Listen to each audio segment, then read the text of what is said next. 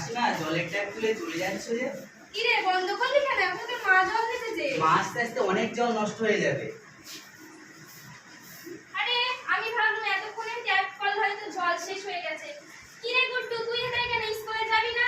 শোনো তোমার ছেলের কথা, দিদি বলে নাকি আমরা জল ব্যবহার করতে পারবো না, জল নাকি সব ফুরিয়ে যাচ্ছে। এসব কথা তোরে কে শিখিয়েছে? স্যাররা বলেছে, তাছাড়াও টিভিতে খবরে দেখাচ্ছে মাটির নিচে ভূগর্ভের জল ফুরিয়ে যাচ্ছে।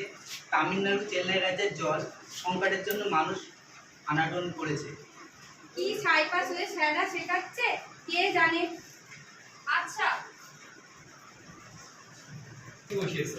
সালিশি নয় গো, তোমার ছেলের কথা শোনো। আমরা নাকি আর জল ব্যবহার করতে পারবো না, বলে কিনা এবার থেকে জল সব ব্যবহার বন্ধ, তার মানে চাষবাসে সব বন্ধ। এই চাষবাস বন্ধ হলে আমরা খাবো কি?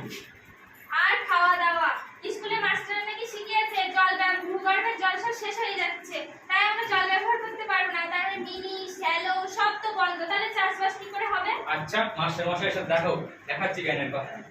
কি রে গুড্ডু, স্কুলে যাবি না আজ? সাবুন বাবু, আপনাকে এত রাগান্বিত কেন দেখাচ্ছে? আপনি কি সব শেখাচ্ছেন মাস্টার মশাই? আমরা জল ব্যবহার করলে জল শেষ হয়ে যায় না? মাটির তলায় পাতাল আছে, সেখানে প্রচুর জল। জল ব্যবহার করলে জল শেষ হয় না? কে বলেছে জল ব্যবহার করবে না? অবশ্যই ব্যবহার করবে, তবে এবার থেকে একটু ভেবে চিন্তে ব্যবহার করবে। আর মাটির নিচে জল কিভাবে এলো জানেন? মাটির উপরের জলে মাটির নিচে গিয়ে সঞ্চিত হয়েছে। তাই এবার থেকে আমাদের মাটির উপরের জল, যেমন বৃষ্টির জল, নদীর জল ইত্যাদি জল কাজে লাগাতে হবে। আচ্ছা মাস্টার মশাই, সমুদ্রে তো এত জল। ঠিকই বলেছেন, কিন্তু সমুদ্রের তো নোনা জল, এই নোনা জল আমরা চাষের কাজে বা খাওয়ার কাজে ব্যবহার করতে পারবো না। তাই রাস্তার ধারে কোনো কল খোলা থাকলে সেটাকে আমাদের বন্ধ করতে হবে। তাছাড়া একটানা শ্যালো বা মিনি ইত্যাদি চালানো যাবে না, তা না হলে ভূগর্ভের জল শেষ হয়ে যাবে। এরকমভাবে চলতে থাকে আমাদের ভবিষ্যৎ প্রজন্মের ছেলেমেয়েরা ভয়ঙ্কর সংকটের সম্মুখীন হবে। কি রে, তাই তো দুদু? হ্যাঁ স্যার, আরো বলে দিচ্ছি, 1 বালতি জলে স্নান করতে হবে। ধোয়া ও মোছার জল গাছের গোড়ায় দেওয়া যেতে পারে এবং ফোয়ারার পদ্ধতিতে চাষবাস করতে হবে। আরে দেখুন সাধারণভাবে খবর কাগজে কি দিয়েছে, পরিমাণ মতন বৃষ্টি হচ্ছে না, যে হারে আমরা গাছ কাটছি তাহলে পৃথিবী একটি মরুভূমিতে পরিণত হবে। তাই এবার থেকে আমাদের টাকা সঞ্চয় নতুন জল সঞ্চয়ের উপরে জোর দিতে হবে।